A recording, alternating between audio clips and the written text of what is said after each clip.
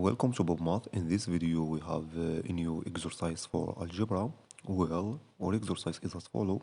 We have x and y as a real number.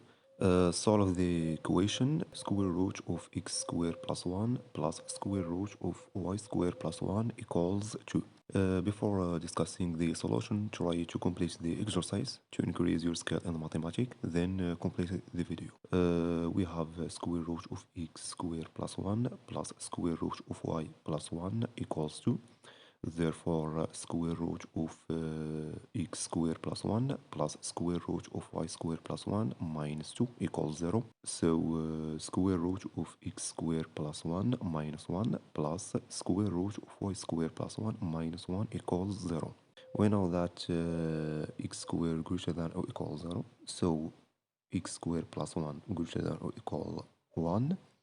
Therefore, square root of x squared plus 1 greater than or equal square root of 1. Therefore, square root of x squared plus 1 greater than or equal 1. Then square root of x squared plus 1 minus 1 greater than or equal 0. In the same way, we show that square root of y squared plus 1 minus 1 greater than or equal 0.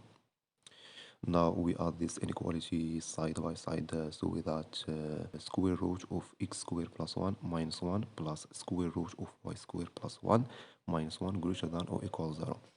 So this inequality is positive. Now square root of x squared plus 1 minus 1 plus square root of y squared plus 1 minus 1 equals 0. The sum of positive number equals 0.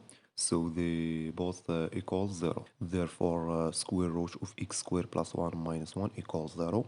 And square root of y squared plus 1 minus 1 equals 0. So, square root of x squared plus 1 equals 1. And square root of y squared plus 1 equals 1. Therefore, square root of x squared plus 1 all square equals 1.